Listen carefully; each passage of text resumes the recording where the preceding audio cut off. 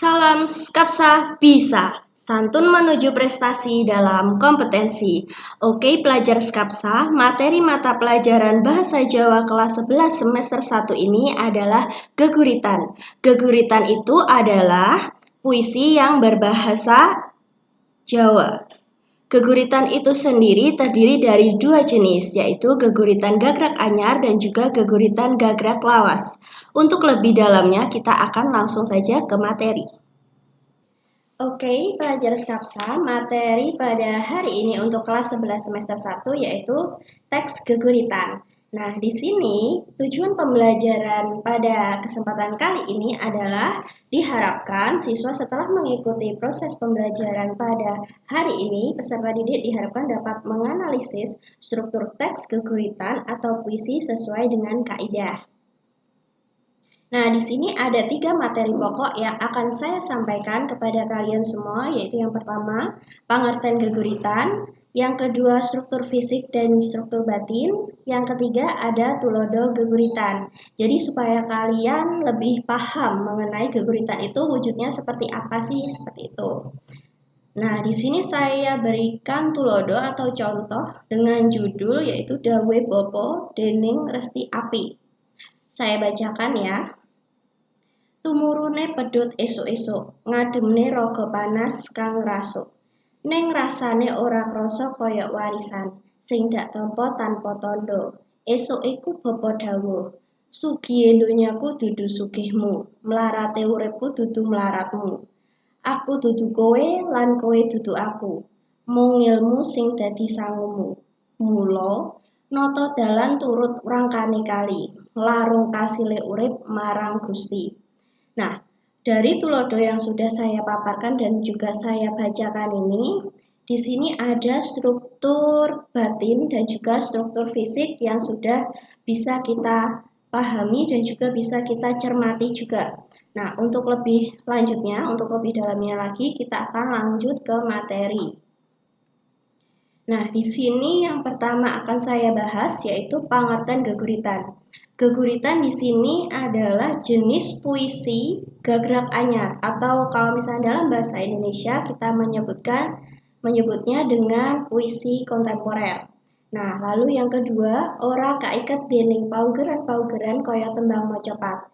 Tembang mocopat kuwi kan duweni telu aturan nggih, pakem-pakem ngoten niku. Guru gotro, guru lagu, guru wilangan. Nah, di puisi utawa geguritan itu tidak ada peraturan-peraturan atau pakem-pakem seperti itu. Jadi bebas. Kamu mau buat seperti apapun itu bebas. Karena itu geguritan yang membuat adalah kamu sendiri. Pangguritnya adalah dirimu sendiri.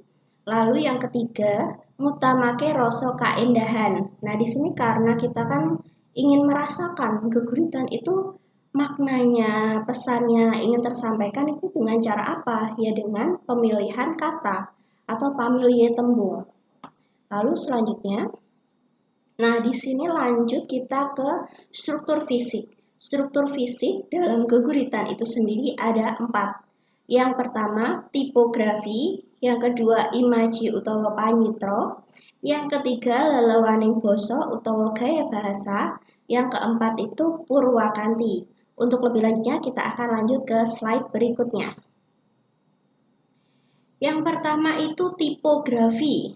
Tipografi ini berarti apa yang kita lihat. Kalau misalkan pada geguritan tadi Dawe Bopo itu sudah terlihat dia itu mepet kiri, ya kan? Tulisannya itu mepet kiri atau rata kiri. Nah, di sini ada beberapa contoh dalam tipografi yang saya sebutkan di sini. Yang pertama, ana geguritan kang ditulis mepet baris sisih kiwa, ana sing malah mepet tengen, ana uga kang rata tengah. Terus yang kedua, ana kang saben gatra diwiwiti aksara gedhe utawa kapital, ana kang kabeh tembunge nganggo aksara cilik.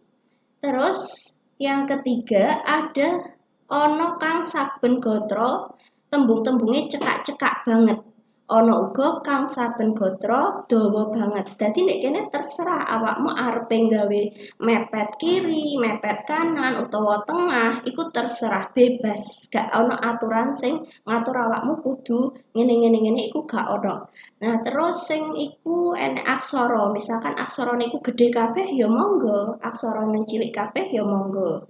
Terus misalkan tembung-tembunge iku cekak-cekak, misalkan pengen sing cendek-cendek gitu, pendek, itu monggo. Misalkan pengen sing dawa-dawa ya monggo, terserah sak senengmu. Terus lanjut ke yang kedua, imaji utawa panyitro. Nah, kalau misalkan yang kedua ini berarti berkaitan dengan indera yang kita miliki. Jadi kita sebagai manusia dikaruniai oleh Tuhan yaitu beberapa indera. Indera baik itu indera perasa, pendengar, atau melihat. Nah, di sini ada 5. Yang pertama itu pandeleng, berarti melihat ya kan. Terus lalu yang kedua pangrungu, berarti mendengar. Kalau yang ketiga panggondo berarti ku perumpamaan. Nah, yang keempat itu pangroso, itu perasa. Nah, kalau yang kelima paninda itu berarti berkaitan dengan tindakan. Kalau misalnya di sini saya berikan contoh untuk imaji pandeleng ya. Pandeleng itu misalkan seperti ini. Endai es semu mas, gari aku lali utang-utangku. Nah, itu berarti pandeleng ya kan? Karena kita kan melihat, oh es semu mas iki manis gitu. Nah, itu contoh yang pandeleng nggih. Terus lanjut ke lelewaning basa. Lelewaning basa di sini saya menyebutkan ada 5 ya. Yang pertama ada tembung kawi, tembung entar, tembung sarojo, yoga swara, kalian pepindhan. Nah, tembung kawi itu adalah tembung sing duweni teges liya. Jadi bukan teges liya sih, tapi tegese iku kudu awake dhewe golek isik. Misalkan awake dhewe kudu gawe kamus dan awake dhewe ngerti artine tembung kawi iku apa. Misalkan gampangane sih hitung-hitungan iku dwi iku berarti artine loro. Tri iku berarti artine telu. Nah, sak teruse kuwi iku salah siji ya contohe lah tembung kawi iku sithik-sithik lah ben ngerti kan. Terus tembung entar. Tembung entar kuwi yaiku tembung kang tegese ora koyok salugune. Misalkan saya punya contoh atau itu lunyu ilate. Lunyu ilate iku berarti misalkan wong Jawa iku rek ngarani lamis ya kan. Terus gede ndase iku berarti kan sombong. Nah, iku berarti contohnya tembung entar. Terus sarojo. Kita masuk ke yang ketiga yaitu tembung sarojo. Yaitu tembung loro sing padha utawa meh padha tegese kang digawe bebarengan. Nah, ndek kene misalkan tak kei contoh ayam tentrem. Nah, ayam karo tentrem itu kan mirip kan atau padha lah asline. Tapi ndek kene ben maknane iku makin mantep ngono, nek jero ati iku mantep ngono rek misal digawe bareng-bareng ya kan gak enak rek dhewe iku. Terus sing kepapat yoga swara. Yoga swara iku tembung sing padha asline iku tapi enek pengulangan di bulan baleni diganti vokal sing ndek mburi. Nah, iku nduduhne lanang wedok. Biasa iku putra putri, mahasiswa mahasiswi, siswa siswi. Nah, seperti itu. Iku contohnya yoga swara. Jadi misalkan enek pengulangan sing iku nduduhne lanang wedok, nah itu berarti langsung klebu ndek yoga swara. Nah, sing kepapat, sing kelima, lanjut sing kelima, iku pepindhan. Pepindhan iku unen-unen kanggo mindakake barang. Jadi pengandaian di sini. Kita bermainnya berandai-andai ya. Kalau misalkan ini yang sering kita biasanya kalau misalkan anak-anak itu sering digunakan sih kalau untuk pepindhan yang satu ini itu yaitu biasanya tingak-tinguk. Tingak-tinguk koyok ketek ditulup. Itu sering digunakan oleh anak-anak ya kepada teman-temannya biasanya. Tapi di sini anak-anak itu juga belum tentu tahu apakah itu masuk di tembung kawi, entar, saroja, yoga swara ataukah pepindhan seperti itu. Padahal mereka sudah menerapkan pepindhan itu ya kan. Nah, terus setelah lelewaning basa kita lanjut ke purwakanti yaitu struktur fisik atau lahir yang keempat. Yang pertama yaitu ada purwakanthi guru swara, yang kedua itu ada purwakanthi guru sastra, yang ketiga ada purwakanthi guru basa utawa lumaksita rek ngarani ya. Dadi nek misalkan enek sing nyebut nih purwakanthi guru lumaksita iku padha ae karo purwakanthi guru basa, cuma ya nama lainnya lah gitu. Nah, yang pertama itu purwakanthi guru swara.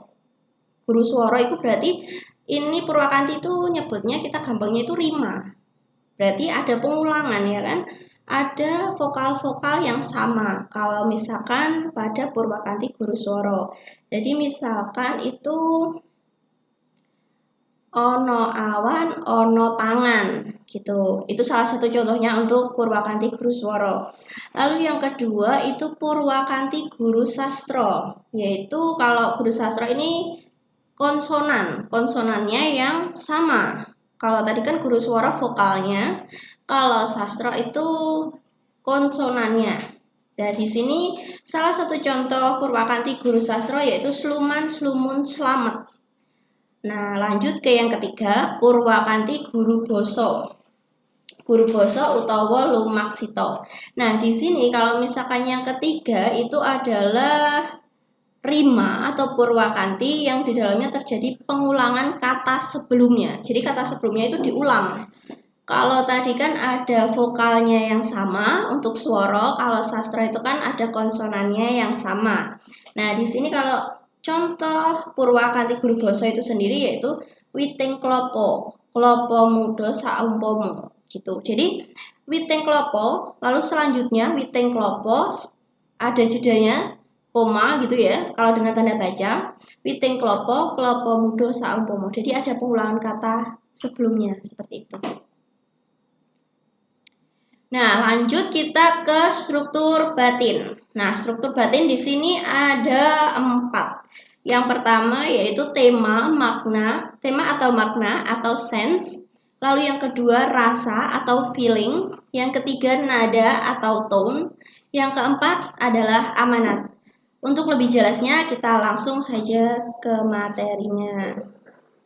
Nah, di sini yang pertama, tema atau makna. Di sini yaitu tema atau makna itu adalah kekarepan utawa maksud tartamtu dening panggurit. Jadi, maksud yang diinginkan oleh si pembuat geguritan itu. Panggurit itu berarti penulis geguritan itu ya.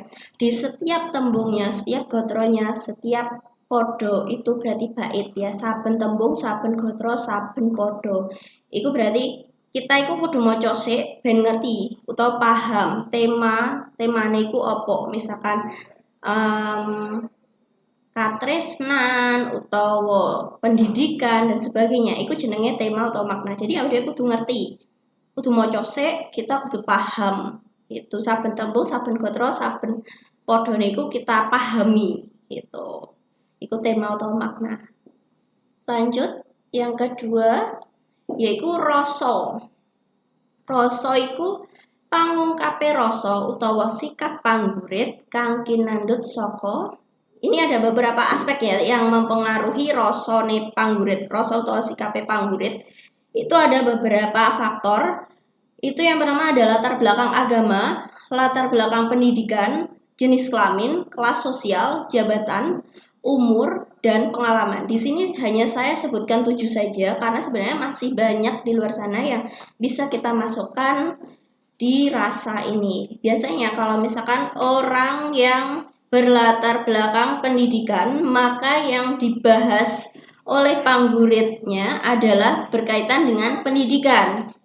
Apabila dia misalkan jenis kelaminnya perempuan, berarti lebih cenderung misalkan berkaitan dengan perempuan itu sendiri seperti apa umurnya. Misalkan umurnya dia itu sudah berumur, biasanya dia kan bercerita tentang apa yang sudah dialami seperti itu. Misalkan umurnya sudah tua gitu, berarti ya gimana cerita hidupnya itu. Bisa juga mempengaruhi umur itu melalui umur dan juga bisa mempengaruhi di pengalaman. Lalu lanjut ke yang ketiga yaitu nada. Yaitu kekarepan panggurit iso awujud. Sing pertama, pesen kang sifate ngguroni utawa menggurui. Sing keloro, pesen kang sifate ndikte utawa mendikte. 3, pesen kang sifate kerjasama. Sing kepapat, pesen kang sifate ngudari prakara lan sapanunggalane. Jadi nek kene nada iku sing tak sebutnya papat ya, sing sifatnya guroni, terus dikte, kerjasama, terus pengen memecahkan masalah atau dari perkara iku. Nah, di sini ada beberapa contohnya saja. Nah, nanti kalau misalkan kalian bisa lebih mencari lagi lah di luar sana, kan banyak lah di luar sana. Kalian tinggal browsing, pasti kalian ketemu. Mau contoh apa-apa itu pasti ketemu. Gampang sekali mencarinya. Lanjut ke yang keempat, yaitu amanat.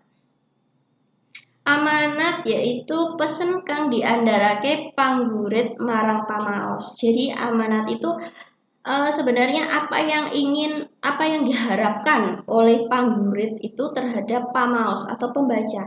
Misalkan panggurit itu menginginkan pamaosnya itu untuk lebih mendekatkan diri kepada Tuhan, misalkan untuk lebih giat belajar dan sebagainya. Jadi saat ini kita telah sampai pada struktur batin yang keempat atau amanat, dan bisa kita tentukan juga kalau misalkan ini amanat adalah struktur batin yang terakhir. Dan saya ucapkan terima kasih karena kalian semua telah menonton materi ini sampai selesai, dan semoga kalian semua bisa mengerjakan tugas-tugas yang saya berikan, dan saya sudah taruh linknya di bawah di kolom deskripsi. Jadi semoga kalian segera mengerjakan dengan baik dan benar. Terima kasih. Baiklah pelajar Skapsa, demikian materi hari ini mengenai keguritan. Untuk tugasnya, anak-anak bisa klik link di kolom deskripsi. Dan sampai bertemu kembali di pertemuan berikutnya melalui video yang lebih menarik lagi. Jangan lupa like dan komen untuk mendukung program ini, klik subscribe dan tekan tombol lonceng supaya tidak ketinggalan informasi. Dan share jika menurut kalian video ini bermanfaat untuk orang lain. Sampai jumpa di video kita selanjutnya. Salam Skapsa Bisa, sekolah berbudaya industri berkarakter wirausaha menjadi idola sekediri raya.